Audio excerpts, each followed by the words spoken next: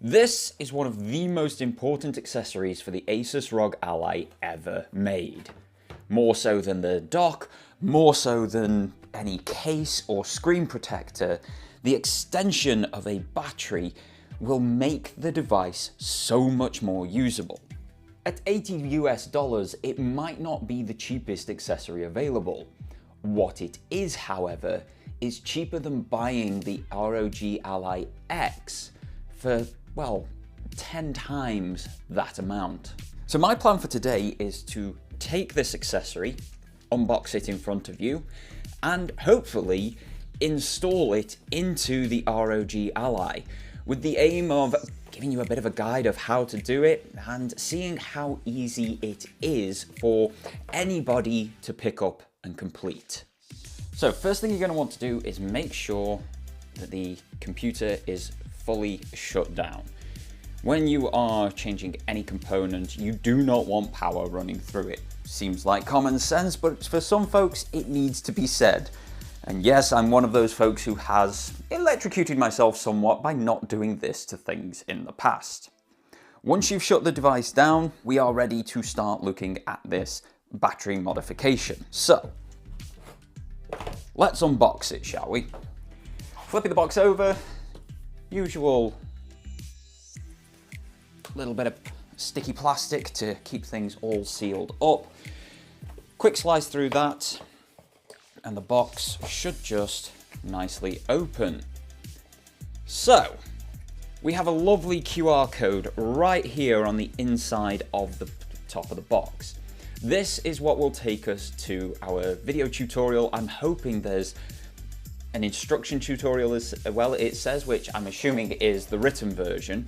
So let's go ahead and grab the phone. Let's get that one scanned, open the link. And we have both a video description, precautions to worry about, things that you should be definitely reading before going ahead, tools that you're going to need.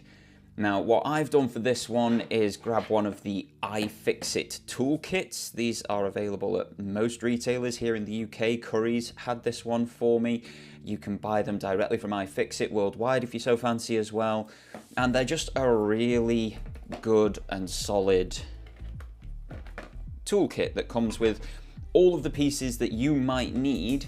If you look at the pictures here, all of the pieces that you might need to do this sort of job. I've used this specific toolkit on the Ally before to replace the M.2 drive with a much bigger one. So I know this works for what we're looking to do today.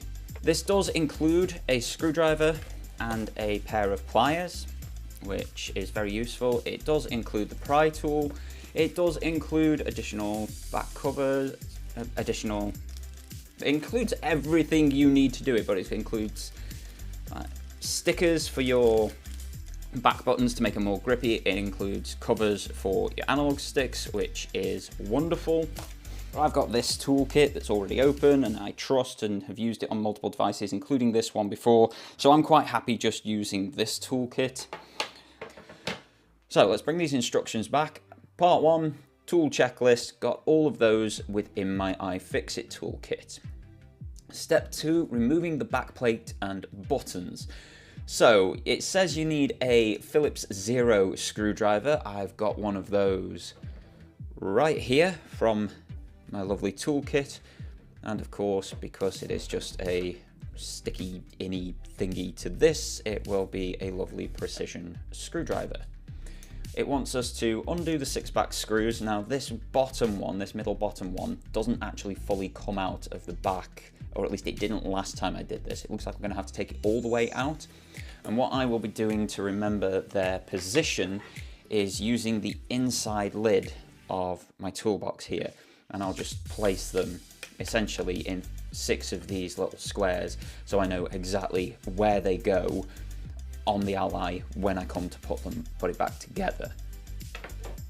It then has the pry bar that you need to use. So basically it's a plectrum from a very large plectrum, I may say, for any guitar players out there. But again, these come in that iFixit toolbox. Really, really useful bit of kit. So let's go ahead. We're going to go step by step. So first off is take the back plate off the device. So, placing the device face down, I'm gonna bring in my toolbox lid here. I'm gonna leave my pry over in the toolbox itself at the moment. I've got my instructions just off to the left over here, just out of camera shot. And I'm gonna work it from the top left initially. Now it should be nice and easy to take this apart this time because it has been pulled apart before. And the great thing about this particular screwdriver is it's magnetic as well. So once I've got all of these screws to a point where they're ready to come out, I can just use the screwdriver to gently pull them with its magnetism and then put them in order in the toolbox lid. So there's the top 3 done, placing all those in the toolbox lid up here. If I then follow suit and do the bottom 3 in the same manner,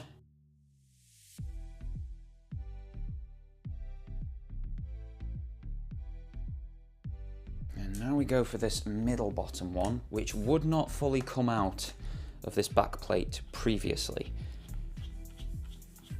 So I'm going to take that out as much as I can, as much as it will let me. Then need to take our plectrum and using the flat of it, we're going to work our way in between these pieces. It's going to be much easier for me because I've taken this device apart before. You just come in, up and under, and just push it in, work it along.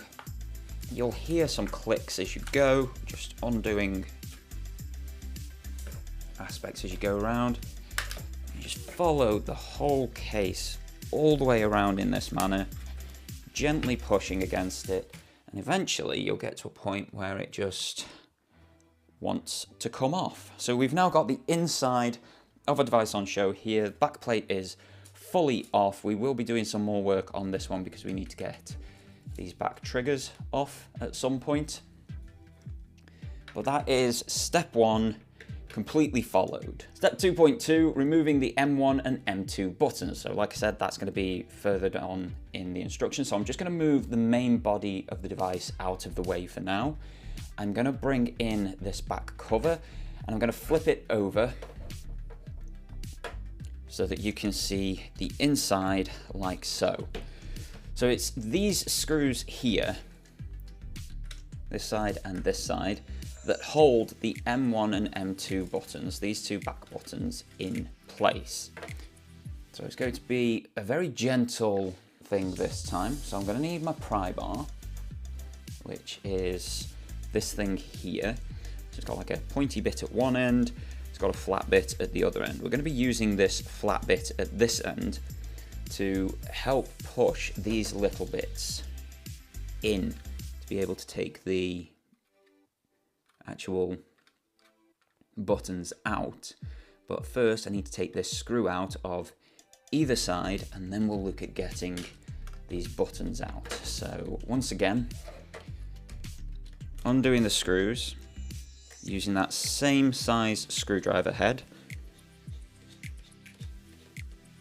Now being careful because there is a little spring under here. So make sure that you take the spring. Hope you guys can see that there. Make sure you take that tiny little spring with the screw. It comes off completely and it's really wound tightly when screwed down. So be very careful taking that off. I'm going to pop that under my bottom right screw in my toolbox lid. Do the same for the left button. Or left as I'm looking at it currently, it'll be the right button actually on the device itself. Once again, make sure you get that screw, put your screw and your spring somewhere where you know how to put it all back together. So we now need to gently go ahead, take our pry bar, and what we want to try and do is gently push these links inwards and then push down upon them. So we've got one going I keep my thumb on that, turning the device round, gently use that pry bar to push in and down. There we go. Now with a little bit of force, the whole button to just pop out. So it's these two clips, push in, push down, and then once again, using that lovely lid where all of these pieces go, doing the same on the other side, so you might even be able to do this with a thumb. In fact, it's a little bit easier with a thumb to push it in and down. Be careful, it does like to fly out, so if you're not careful with where you are, if you're not on a particular surface, what you can end up with is this thing falling down the back of a cabinet or whatever you're working on. So just be careful when popping that out. It does like to fly, as you've just seen. So next on the list is removing the trigger buttons. So similar situation, we need the same size screwdriver head. It's a smaller screwdriver head actually, it's a 00 rather than a singular 0. And we are going to be removing these little screws here on both of these triggers. Once we've removed those screws, according to the instructions here, they should just pop straight up, straight out. And I have two more places left in here at the very bottom for these triggers to be placed in a lovely order where I know where everything will go back afterwards. So let's bring in our toolkit. We're going to take single Phillips head 0 out, take the 00, pop that in, and then we get to work on these very, very small screws for the triggers. There's not much to the screw, as you can see here. It's very, very small, so a magnetic screwdriver is going to do you a lot of good on this one. Once again, just popping that in the lid in a position where I know where it will go back. Even with instructions, it's always good to place these things into some form of tray organizer so that they can go back dead easy. Once again, just showing off how small it is and how easy it is to come off the screwdriver. So a magnetic screwdriver is a very useful thing for these triggers. And as you can see, the trigger itself has just very, very easily popped off. So we'll place that in the lid as well, in position, and repeat the process for this one over here.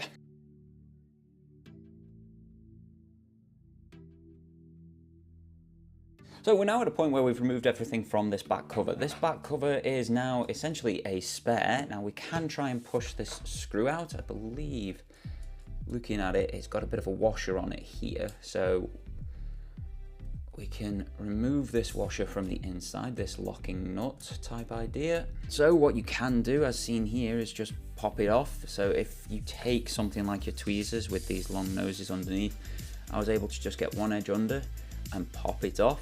Again, be very careful, these things can fly, so keep an eye on things, maybe grab it before trying to pop it off, but it did just pop off the screw. I'm going to keep it to try and put it back on to the expansion, but you can definitely get that middle screw out with a little bit of care. So next step according to the instructions is removing the battery. So use your finger to peel back and remove the black plastic cover located between the fans. So that's this one here. And what we're looking for is this piece here, and we will need to pull that out. It says to use your prying tool once again to sort of pop up under there and pry it back. So what you need to do is just take your pry tool gently underneath it, and it will eventually pop out. You might need a little bit more force than that one, but it will eventually pop out. So we now need to remove 4 screws that are securing the battery in place. As you can see from this diagram here, there's one under each corner of the fans and one each side of the battery itself. So if I pop this open again, you see we've got one here, one here, one here, and one here. Again, you're going to need a size 0 screwdriver. So back to what we started with to open the device in the first place. And once again, should just be a gentle case of undoing the screw. Again, using a magnetic screwdriver will just make sure that you keep hold of the screw. I'm going to place the 2 left screws in this bottom point at the left here. Undo the screw just underneath the fan, just to show you where that one is a little bit closer. So you lift up this little tab, here's your fan, and it's this screw here that you're aiming to undo. And it's exactly the same on the other side. So we undo that screw. Slightly longer this screw, but once again, lovely magnetic screwdriver. Allows you to just take that out dead easily. And we will repeat the process on this side, starting on the outside.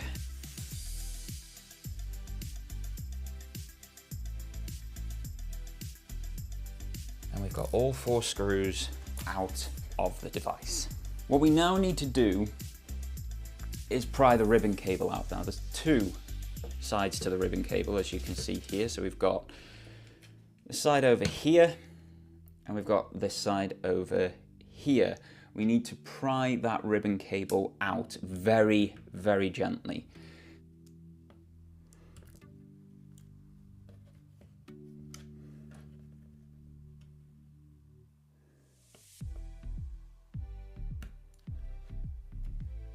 So there you go. Very gently on the cable. You've got these little blue tabs that can help you. You need to lift it ever so slightly and then pull it backwards and out.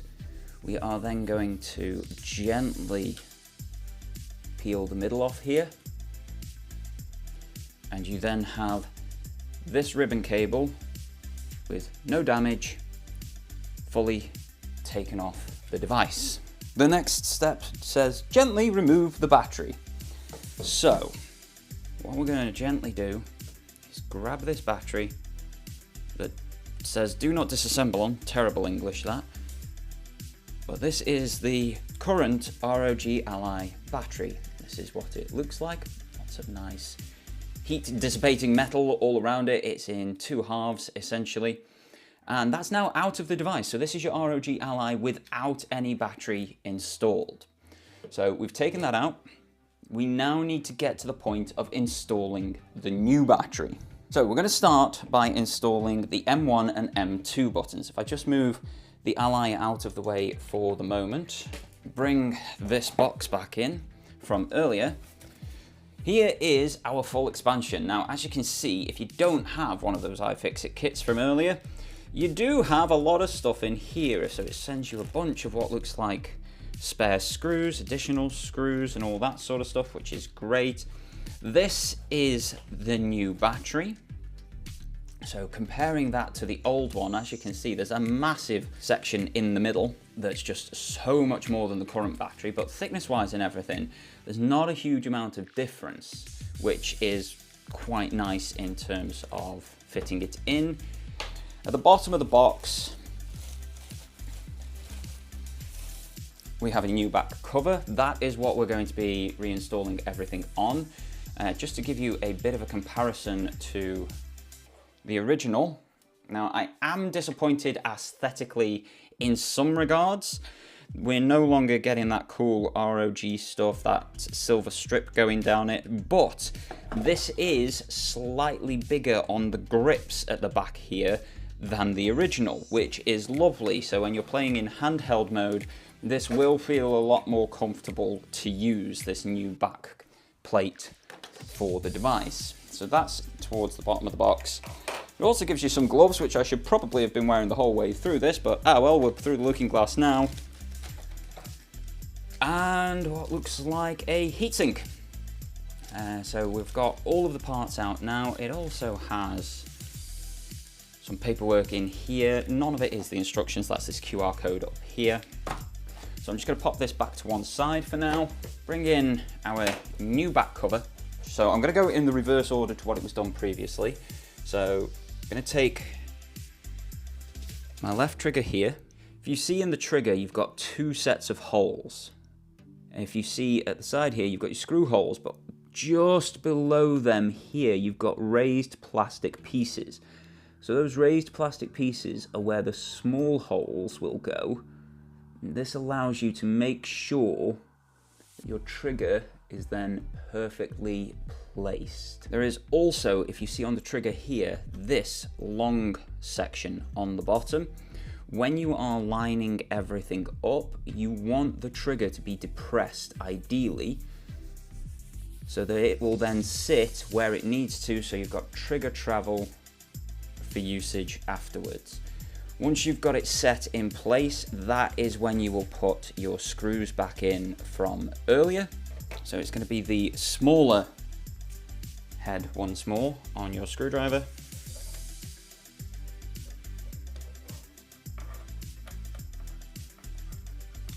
Keep it all nice and tight. Probably good to keep the trigger depressed whilst you're doing this.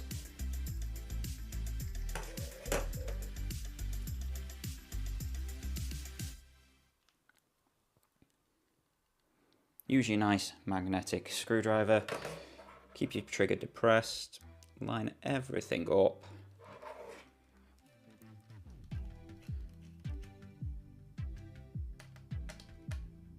Screw that in. That's the trigger working quite nicely. And placed back in the new back plate. So we repeat that for the other side now.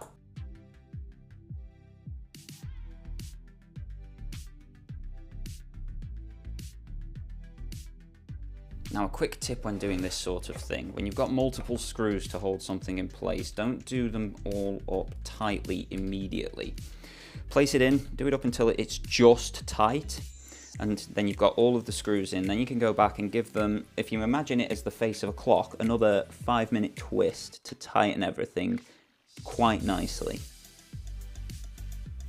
And then we've got a back plate with 2 working triggers in now.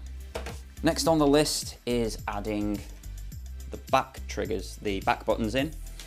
So we've got, to flip it over, we've got our lugs, if you remember, that need to be placed in quite nicely. There's only one way that these things can go, and they should just clip in quite happily. So you see the lugs have gone in and gripped on this side.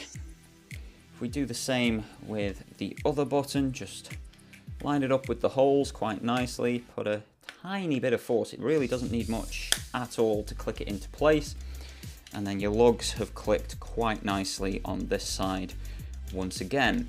We then need the spring on either side over the top of that center point where your screws will go.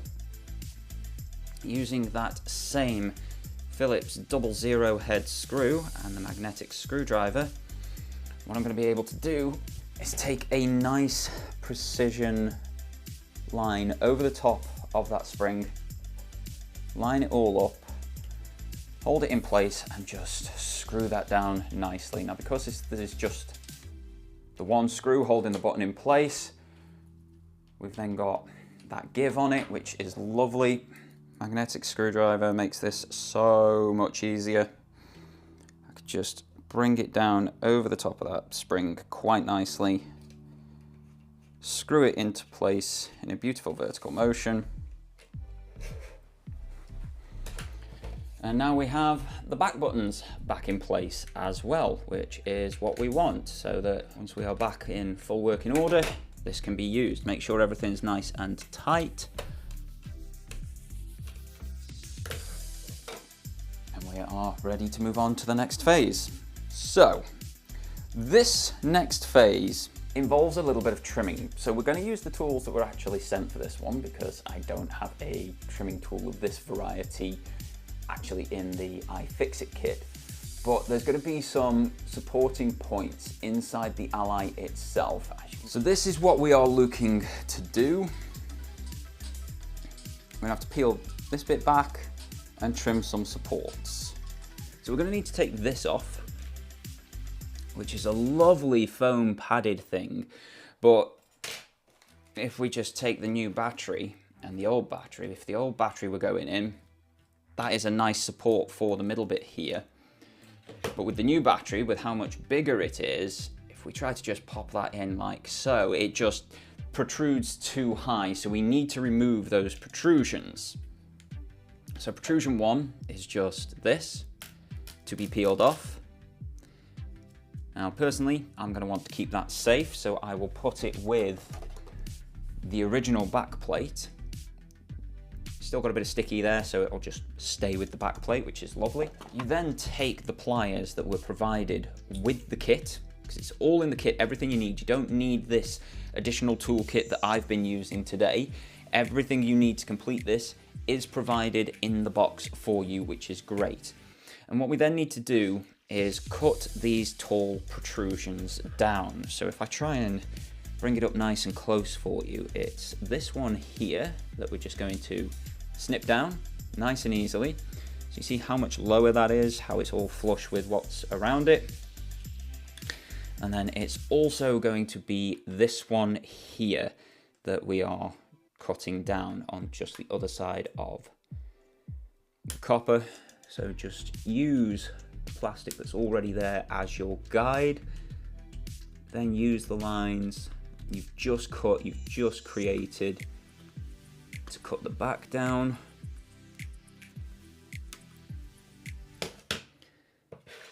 And that should be all that you need to cut off to facilitate the installation of the new battery. So the next phase, we're moving on towards the end now. We are going to install the Jsaux battery. We take the battery. The reason we did need to remove that cable up here is because this one's built in. There's no nice pulley outy bit here, which is a bit of a shame. It would have made life much easier to use what was already in there. But we've got this, so we place this into the back of the device. Place it, don't throw it like I've just done. So it's the silver side down. Make sure that all of these screw holes are lined up as best as you can. And then you're just going to install the 4 battery screws from earlier. Now I'm personally going to start with the longer ones first, and I'm going to need a slightly bigger screwdriver piece on this one. It's pulling this paper back. I'm going to go into this long hole here.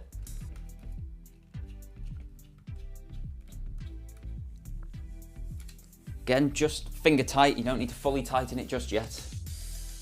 I'm then going to do the long screw on the other side, just under the other fan.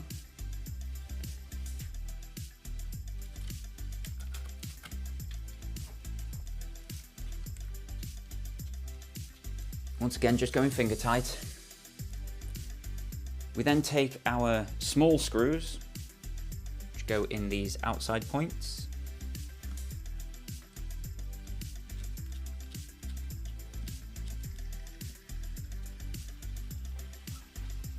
One more teeny tiny screw, magnetic screwdriver, absolutely wonderful for picking these up. Also means you don't particularly have to touch your device whilst making these adjustments. And now that we've got all 4 screws in, just gently go around and tighten each screw up.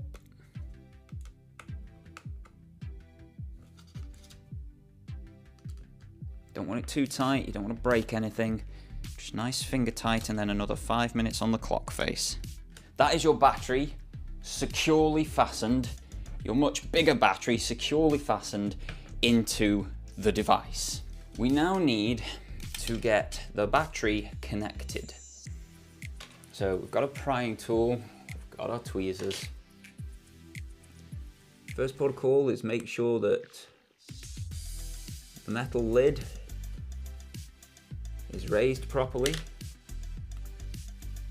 We then take our connector as best we can. So there's some black plastic clips here that you want to be clipping into. And then just line everything up, push down, try and get it secured. Try and bring everything in. You want to try and push it up as well. You can use the battery as a bit of leverage, which is great. And then you want to try and click this metal back down to secure everything in place. So that metal at the top there, that's your locking mechanism, so secure that down. And this should then be perfectly in place. Tuck your cabling as neatly underneath as you can. So we're now going to improve the thermals somewhat. So we've got this heat sink that came in the box, which is really going to improve matters for us, we hope. We also have these little things. These go over photosensitive sensors. So if you're looking at the instructions here, on this right hand side, underneath this lovely padding here is a photosensitive sensor. So we just need to take one of these peel-offs and put it over that sensor. Pull them out. Take the peel off.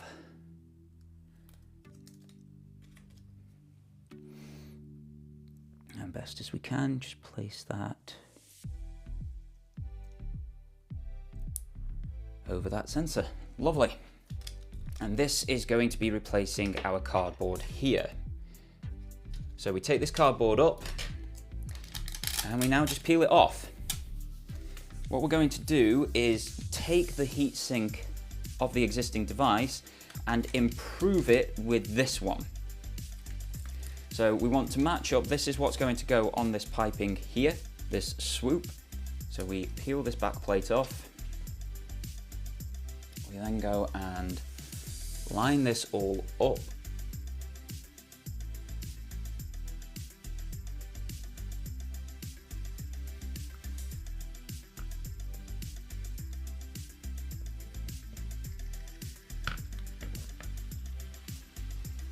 As you see at the top of this heatsink here,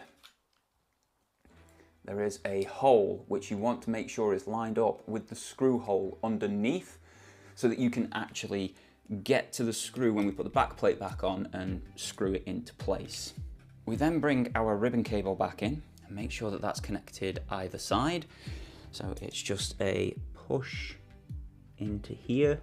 With a bit of wiggling, you'll see the black line is nicely up against the edge.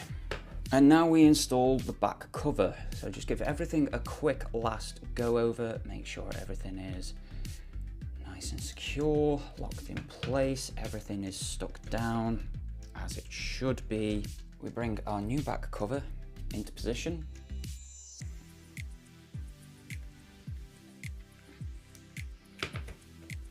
And click that into place. You go all around it, just clicking everything into place, just as when you took the previous one off.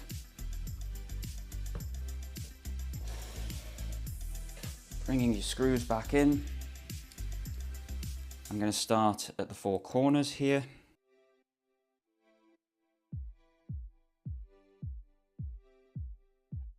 Because of the bigger battery and some more contact points, you're going to have to screw a little bit longer on a couple of the screws, but they will go in, do not worry about it.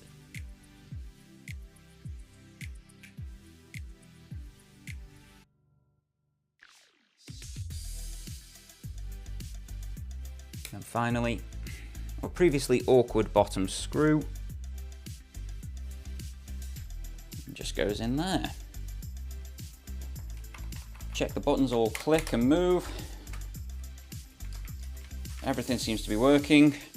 Now, the moment of truth. So on that moment of truth, make sure that you are connected to power initially when you're first booting it up. You don't know how discharged the battery is going to be when it gets to you. So I've just connected my INEO battery bank here up to it. It's giving 100 watt power delivery. I'm going to let it go through its boot process, and then we're going to come back and talk about how this actually performs, how it feels, so on and so forth. So I've had this battery modification installed for a few days now, and I think my biggest takeaway is that I'm not going back to the original at all. That basically tells you all you need to know about it. But there are some very major positives and quite a few niggly negatives that are worth taking into consideration before going ahead and spending $80 on this battery upgrade. The first one for me was the aesthetics. I love the way the original Ally looks. I love the aggressive gamer marketing type backside to it, the ROG icon in the grille. I love how that looks, that metal stripe down it. I think it looks fantastic. And that's just missing with this upgrade. This is a very generic white plastic upgrade to the device. So aesthetically, it does feel like a downgrade to me. With a bigger battery comes a much heavier weight in the hand. It is equaled out by that heatsink at the top of the device, but that again is adding even more weight. So your handheld gaming, whilst drastically more comfortable because the device is bigger, because the grips are better on this modification, it is heavier in the hand, and that can definitely have an impact on the amount of time you spend gaming with it. If you're resting a heavier device on your two bottom fingers, you're not going to be able to game as long because the physical impact is greater. But there have been two very noticeable and very positive changes, which mean I'm never going back to the original battery. First one is, as anyone would expect, battery life. I have gone from maybe getting half an hour out of the original Ally's battery in games like Clair Obscur, in Doom Eternal, in Indiana Jones or Avowed and Co., all the way up to getting an hour and a half in really intensive games. I know Destiny 2 maybe isn't the most intensive game that one can play on one of these devices, but I have played nearly 2 hours of that solidly with all of the particle effects, with all of the fast-moving motion, and I've got nearly 2 hours of play out of the internal battery, which is a 4 times increase over what I was getting previously. That is insane for a battery that's only 50% bigger, or just over 50% bigger than the original. So, huge improvement there, and it's improved by the cooling as well. My device has never hit 70 degrees since this installation. It's rarely gone above sort of 65, 66 degrees Celsius in terms of internal temperatures. And that means those lower temperatures improve both CPU and GPU usage and efficiencies, but it also improves battery life because it's not all heating up as much. So there is a huge and noticeable improvement. There are some negatives that will impact different people in different ways, and the weight of the device is so drastically greater that I do think that will be a massive impact and maybe a no-go for some people. But overall, I have been very, very impressed with this modification, with this upgrade to the Ally. One, it's clear and concise enough in terms of instructions. There's both visual and written instructions that you can follow to complete this process. They are easy to understand, they complement one another really well, and it means that even the most unassuming, the most unaware of how these devices work, can go through and upgrade their Ally to be a better device. And for $80, it is so much better than trying to find $799 to outlay on an Ally X, or looking at giant battery banks or something. This keeps it neat. It's all inside the Ally at this point. It improves the thermals, which other options just don't do. And it just makes the experience better. It's more comfortable, it's more ergonomic, it's less aesthetically pleasing, it's way heavier, so maybe harder to game for a long period of time, but the pros for me do outweigh the cons. So if you are looking for an upgrade to your ROG Ally, this is a huge one that you could undertake, and it saves you a lot of money over going for the upgraded Ally X. So disclaimer time, this video was made with Jsaux sending this battery modification out to me. I didn't purchase it personally, it was in my basket at the time that they contacted me. I was looking to buy this, so it's worth knowing that this is something I would have purchased and made this video on anyhow. But Jsaux did send the battery modification to me, so thank you very much to them for doing so. What they do not get, however, is any early preview or copyright approval or anything like that on these videos. If they do see it, they see it for the first time right alongside you guys. And my honest opinions are what you see within this video. I would purchase this for myself. I would purchase it for friends if I was, you know, that flush with money. That's how good I think this upgrade is.